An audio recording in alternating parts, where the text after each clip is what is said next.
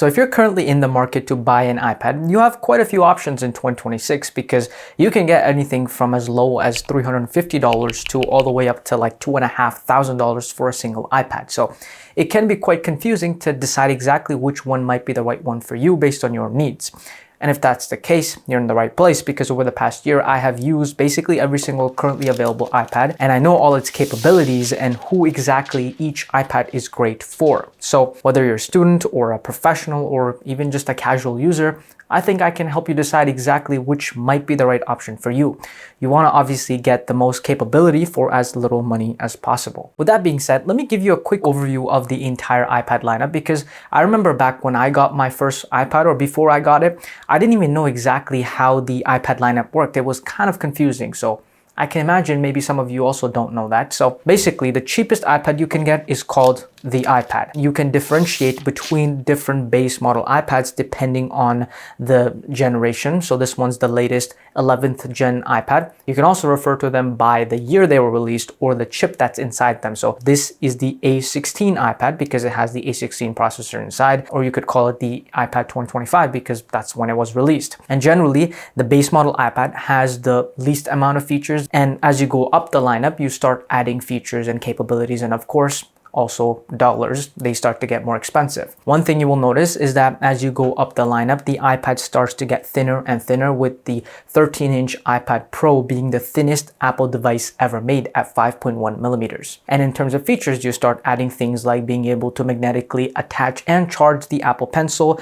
have the ability to use a Magic Keyboard, so use your iPad like a laptop. There is also an iPad mini, which I will rule out for this video because I personally think it's an iPad that not many people would be considering if you're looking to get an iPad, for a dedicated workflow. So I won't talk about mini a lot, but if you want to think about its place in the lineup, it's kind of in between the base model and the iPad Air. Okay, let's talk about the base model iPad a little more in detail. So you can get this thing in one size only, which is 11 inches, and it's available in a few different colors, which are kind of vibrant and, kind of fun, in my opinion, at least compared to, the rest of the lineup. And as I mentioned, this is the thickest iPad in the entire lineup, but to be completely honest with you, still very portable. That's not really a problem in terms of portability. I can still use this no problem for note-taking, whatnot, carry it all around with me, throw it in my backpack.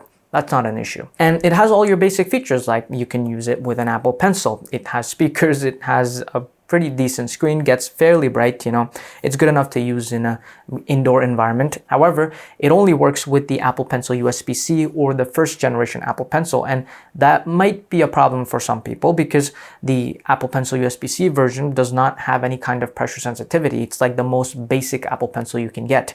So it doesn't matter how hard or light you press on the iPad screen, the stroke thickness will not change. And this can feel a little unnatural because if you're just using a pencil and paper, like a real pencil and paper, the pressure sensitivity is technically there because if you press harder, the stroke tends to get darker and a little bit thicker. But I still think it's perfectly fine for note-taking. However, when it comes to charging the Apple Pencil, you have to do it using a wire. It does magnetically attach to the iPad, but you cannot charge it at the same time. This also does not support a Magic Keyboard, so you can't really use it like a laptop. You sort of can do that, but it's just not the same experience that you would get on the other two. The screen you get here, in terms of sharpness, is exactly the same you get on the iPad Air, but in terms of colors, it's a little bit worse. It's not quite as color accurate, so this might not be a great option if you want to use it for, maybe photo editing or something in Lightroom. And the screen is also not fully laminated. So lamination basically means that this glass on the top and the LCD at the bottom are basically fused together with,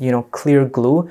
This doesn't have that. So there is a little bit of air gap in between the glass and the LCD. So when you're using it with an Apple Pencil, it doesn't quite feel like you're literally touching the screen with the Apple Pencil. Like you kind of feel a distance between the glass and the actual display behind. It's this weird feeling. I wouldn't say it's a deal breaker, but just kind of is noticeable. I also noticed that while writing on this iPad, the screen kind of tends to bend inside more than the other iPads, and I'm assuming that's also because of the lack of lamination. But that can also feel a little weird sometimes, especially if you're writing really hard on the screen. I mentioned this in my full review video for this iPad, but based on the comments, from what I can tell, this isn't really as big of an issue as I felt it to be. So you probably should be fine, but just something I thought worth mentioning. It also feels like there's no anti-reflective coating on the screen of this iPad. But by far the biggest issue, in my opinion, with this iPad is the chip it's using. It's the A16 processor. And I think for some tasks that could be underpowered. So when I tested this iPad, I noticed that while just using GoodNotes, the app was lagging. So my pencil strokes looked really weird and my writing wasn't even legible. Now, I'm not sure if this was just, like a random bug that I experienced, but this is something I noticed, which I have not noticed on any other iPad ever before. And I wasn't even doing something as power intensive. I was just using it for note taking. So it shouldn't have lagged in my opinion, but it did. So if it happened once, I can imagine that it happens again. And then also because of the chip, this iPad does not have any kind of Apple Intelligence.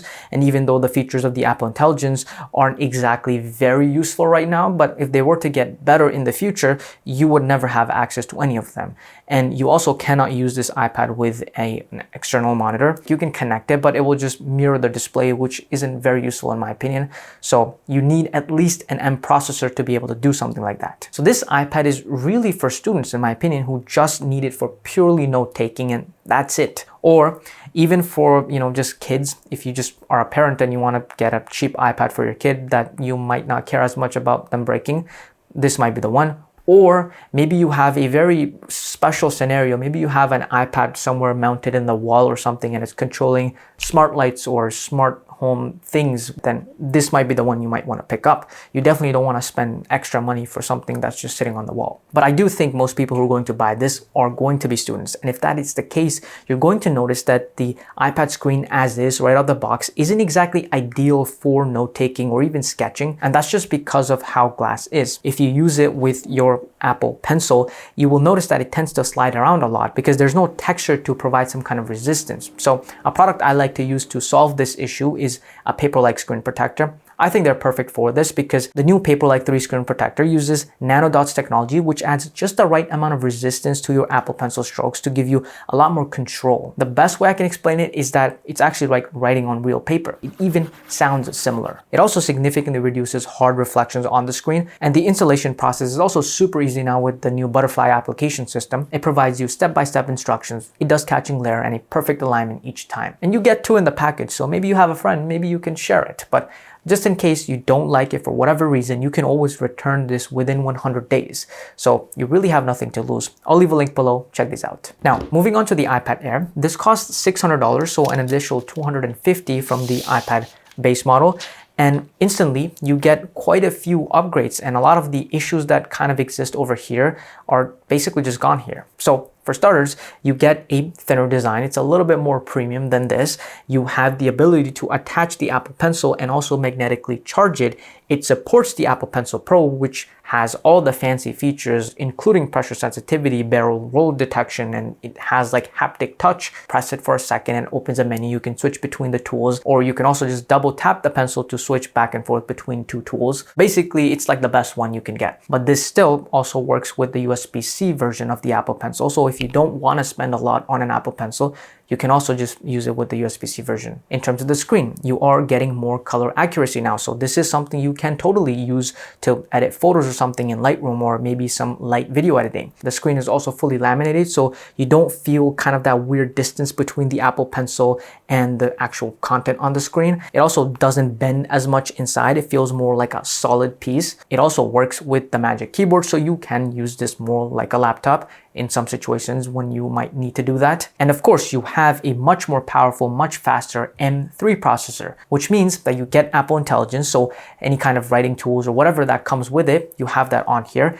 And as it continues to get better, you will have all those updates available. You can use it with an external monitor and actually use the monitor like an external monitor, not just have your screen mirrored. And this will not lag at all, at least based on my experience. You can use it for light gaming. You can use it for note-taking, for even some light video editing, and the battery life is also pretty good. So this iPad really is kind of in the sweet spot for most people, because I think it's great for note taking. So for students, I think it's great for artists, for for sketching. And by the way, you can also get it in a bigger 13-inch size, which might also be really good for artists. And you can use this for some intensive tasks, as I mentioned. And it doesn't cost too much more than the base model iPad. So then comes the iPad Pro. This is the one that gives you basically everything. You have all the fancy features. You have the thinnest design, especially if you get the 13-inch model. It's the thinnest Apple device ever made. It's very cool, feels very futuristic. It kind of just feels like a sheet of glass that you're using and sketching on. You have thinner bezels now, which also just looks cooler. You have Face ID, no more fingerprint sensor. This still works with the Magic Keyboard, just like the Air, and you get by far the best screen on any Apple product and maybe even any commercially available mobile device that's sold on a mass scale.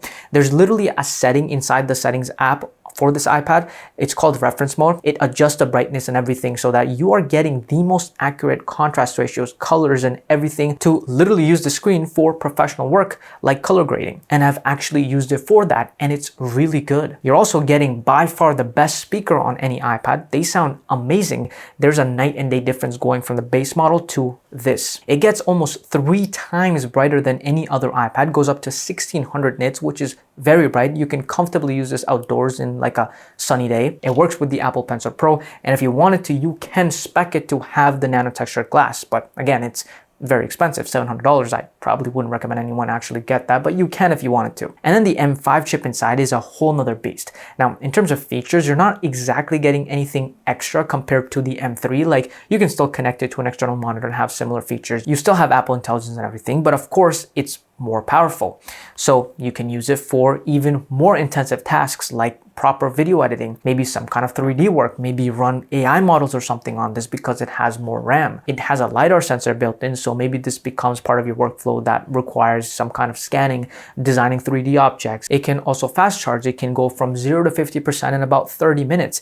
And this USB-C port is a Thunderbolt 4 port, so it can transfer files significantly faster than the other 2 iPads can. Again, a lot of these features are truly for professionals. I would say like 80% of the people watching probably don't need like majority of the features this iPad has. So of course, this is an iPad that most people should not get. I think this is for people who truly want to use their iPad like a full computer. You want to completely replace your laptop with this, or maybe the iPad Air is underpowered for your workflow, whatever that may be, and you need that extra performance. Or maybe money is not really a concern and you just want the best of the best, then this is the one you get. So overall, I think if you're a student and you just need note taking, that's it, then this is the one you get.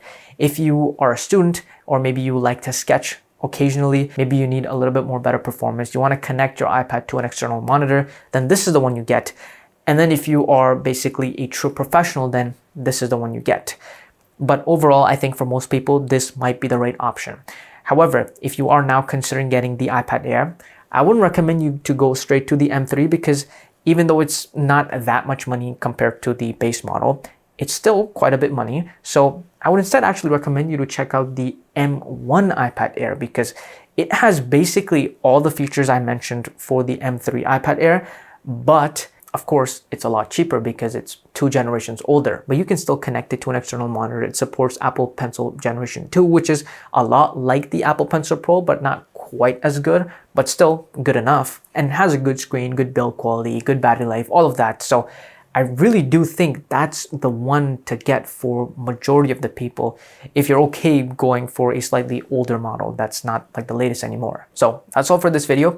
If you want to know more about one of these iPads, then I do have videos for each one of them, so check them out and I'll see you there.